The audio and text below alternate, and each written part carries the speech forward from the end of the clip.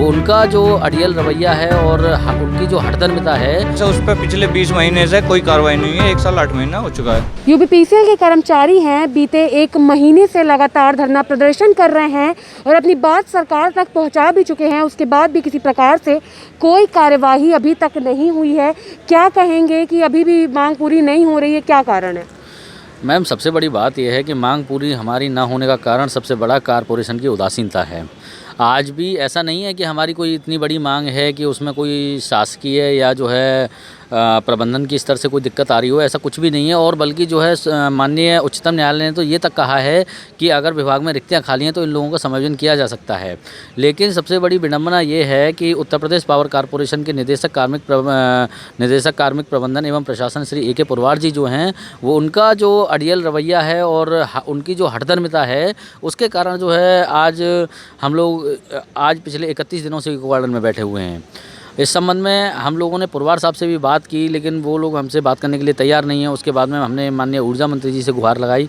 और मैं सबसे पहले तो आपके चैनल का बहुत बहुत धन्यवाद और आभार प्रकट करना चाहता हूं कि आपके चैनल की वजह से ही और आपके बात यहाँ आकर हमारी जो है बात पहुँचाने की वजह से ही माननीय ऊर्जा मंत्री जी ने आज हमको सुना। मैं आपके चैनल के माध्यम से उनको भी धन्यवाद अदा करना चाहता हूँ कि आज उन्होंने जो है हमारी पीड़ा को गंभीरतापूर्वक समझते हुए उत्तर प्रदेश पावर कॉरपोरेशन के जो चेयरमैन श्री एम देवराज जो हैं, चेयरमैन हैं वो पावर कॉरपोरेशन के एम देवराज, तो उनको निर्देशित किया कि वो हमारी पीड़ा को बहुत ध्यान से सुनें और उस पर गंभीरतापूर्वक विचार करें।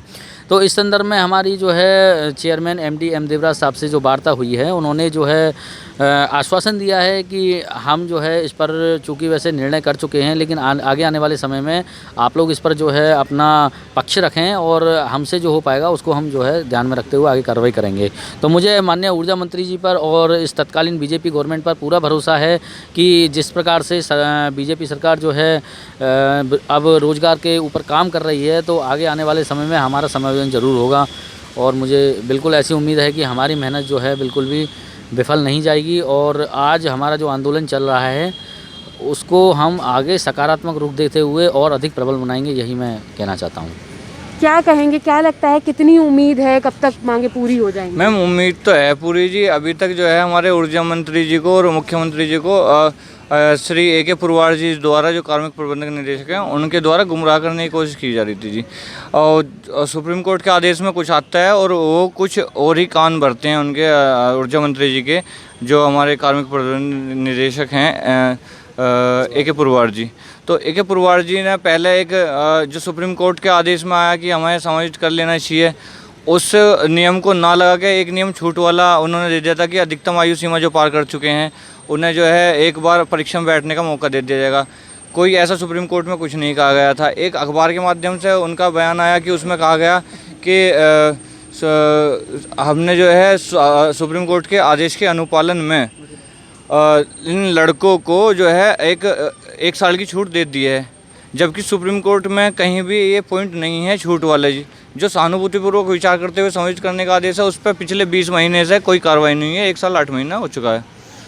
क्या कहेंगे, कब तक बैठे रहेंगे? इतने दिनों से 1 महीने का समय हो गया, कोई कार्रवाई नहीं है, तो कब तक यहाँ बैठने का विचार है? देखिए, बैठने का विचार तो मैडम तब तक है कि जब तक हमारी मांगे पूरी नहीं हो जाएंगी, क्योंकि इतने दिनों के धरने के बाद और आप लोगों के माध्यम से हमारी आवाज़ उठाने के बाद अब ये दिखता है कि कुछ मुलायम जो है सरकार भी पड़ी है और ऊर्जा मंत्री जी भी पड़े हैं। नहीं तो पहले ये ऊर्जा मंत्री हम लोग से बात करने से भी कतराते थे, बट उन्होंने हम लोग को मिलने का समय दिया और हमारी बातें गंभीरता से सुनी और तुरंत उसी समय फ़ोन करके चेयरमैन साहब से कहा कि जो है इनकी बातें सुनकर इस पर गंभीरता से विचार कीजिए।